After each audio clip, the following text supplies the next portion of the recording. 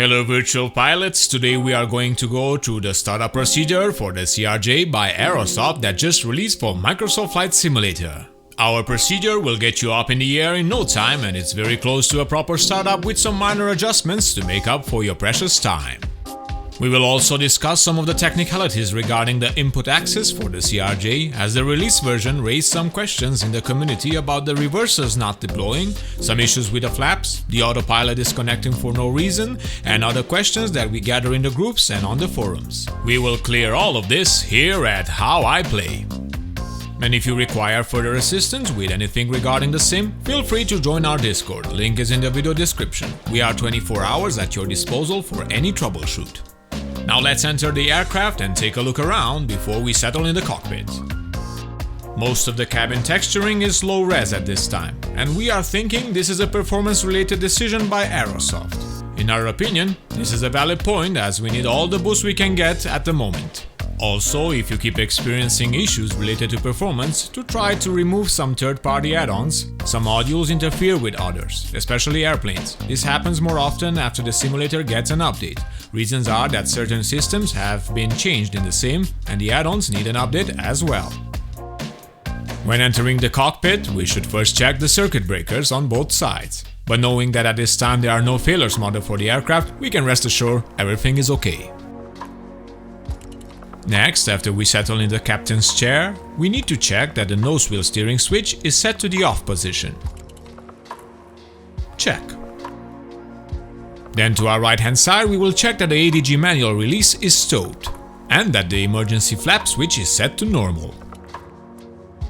Good. Now we will check that the throttle is set to the shut off position, that the spoiler lever is retracted, and that our flaps lever is set up. And then we check that the landing gear lever is down. Alright, now we are ready to switch on the battery. Battery master switch is on. We check that the main panels, primary and secondary flight display, light up. We clear the master warning and master caution. And switch the nav lights to on. Then we can opt to do the fire detect test. And we can power the APU by pressing the power fuel switch. And then the start switch. We can check that the APU door gets open on the lower left side of the secondary display.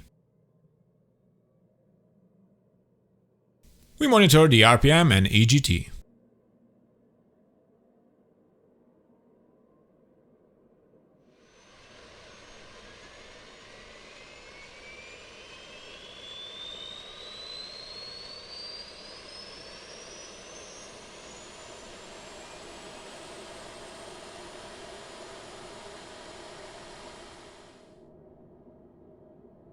We are powered up, everything looks good.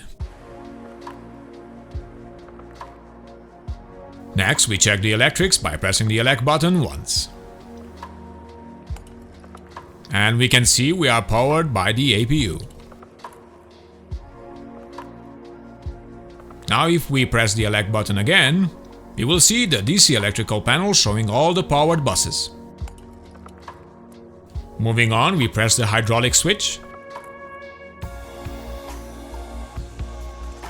And we turn on the hydraulic pump number 3A. We watch the display, 3000 psi checked. Let's get more space for our next operations. And set the lighting in the cockpit.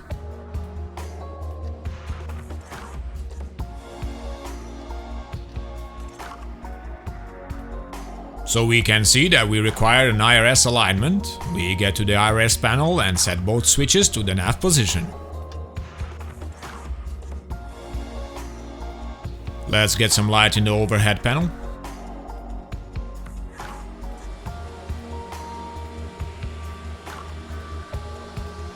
Now on the tablet you can open the passenger door like this from the aircraft section.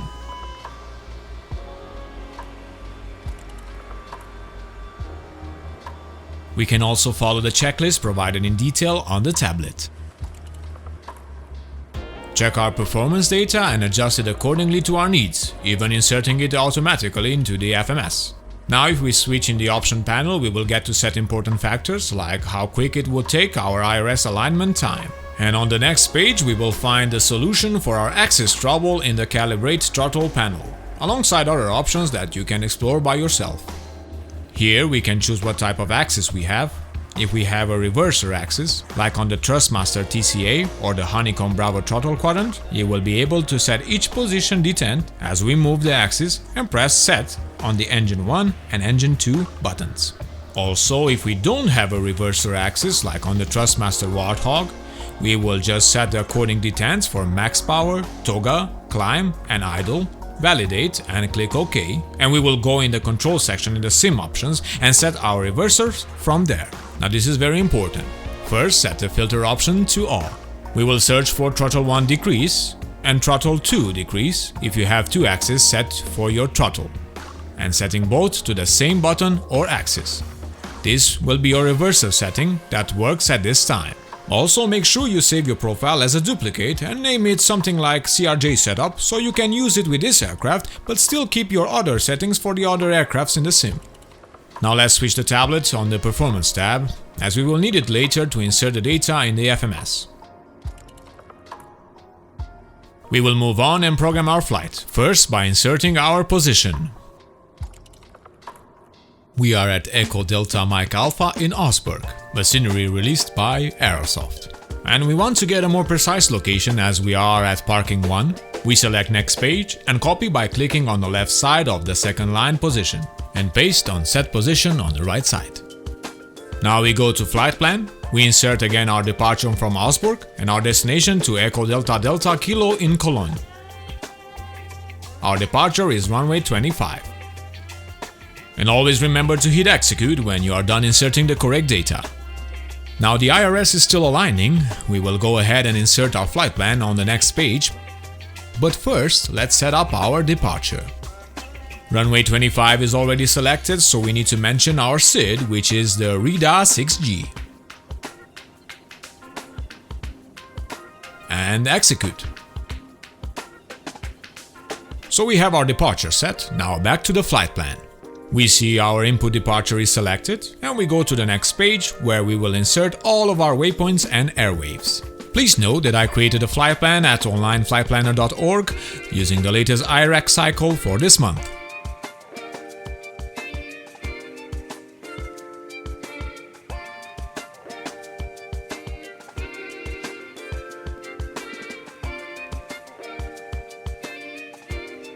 And that's our flight plan inserted. Now from the Performance tab on the tablet, we can copy all of the data manually or automatically, including the V-speeds and landing speeds by pressing Set All. In the Performance tab, let's insert our cruise altitude, also our alternative cruise altitude,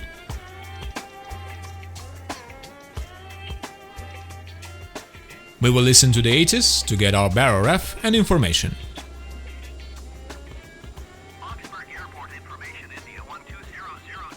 Before starting the engines, we need to switch on the beacon lights.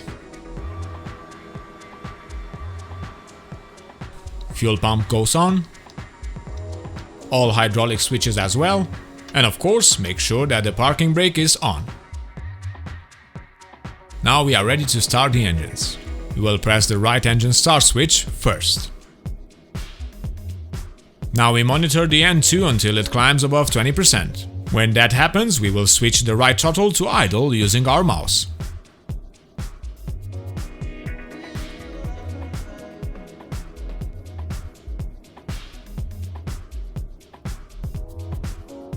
So N2 reached 20%, let's click the red paddle releasing the right throttle and move it to idle. Be very gentle with the mouse as it can slip back into the shut-off position very easily, and we don't want that.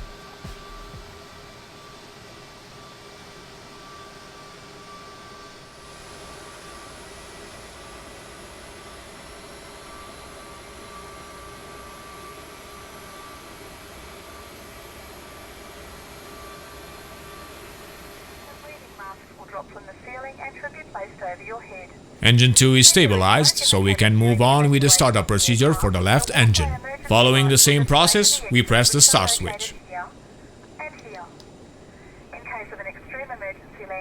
We monitor the N2 for 20%. Which is executed by placing your head between your knees with your hands over your head. We would also like to remind you that you should turn off all electronic devices. We thank you for paying attention during this brief presentation. And we switch the throttle to idle. The sounds are very realistic with a 3D localization that works wonders in VR.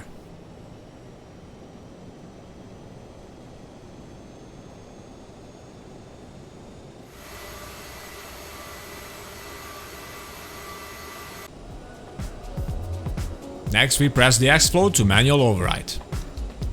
Then we will check the electric panel to see that the engines are powering our systems.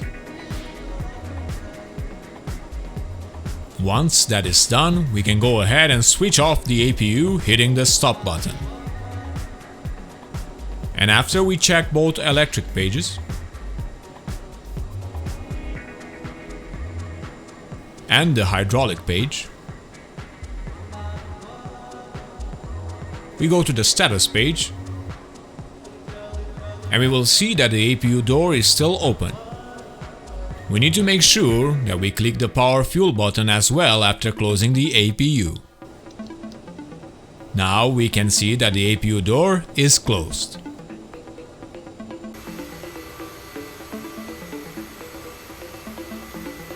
Finally, let's arm the nose wheel steering. Switch the passenger signs.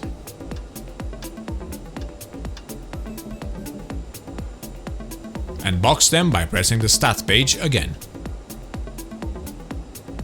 Next we will check our flight controls.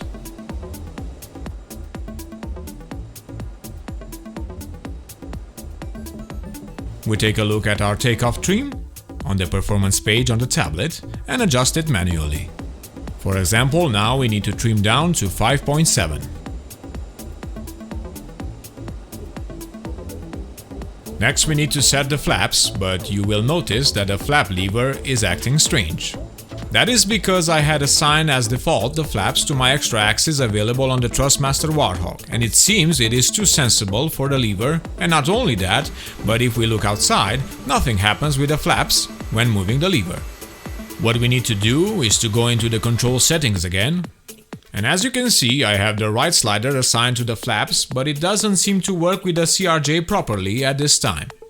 And what we need to do is to assign a button on the throttle for decreasing the flaps and another one for increasing them. I also had set some buttons to extend and retract the flaps from before. And now, by using the buttons I mapped for the flaps, we can see that they are now operational.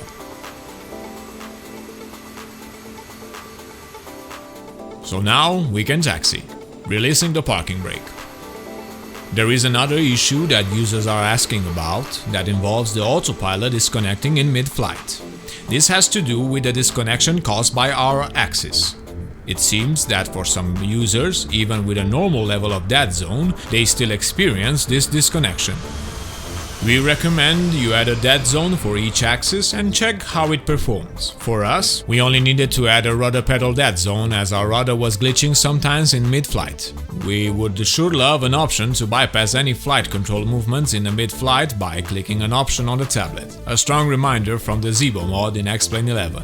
Maybe in the future update by Aerosoft. And that's it for our first video in the CRJ cockpit. We had a small delay releasing the video due to external factors, but we are back in the studio and ready to cover more flights, news and reviews for our favorite products here at How I Play. If you like our videos, hit the like button as it helps the YouTube algorithm, and subscribe to keep in touch with all the latest information of your favorite simulators and games. Thank you all for watching, remember to fly safe, and I'll see you next time.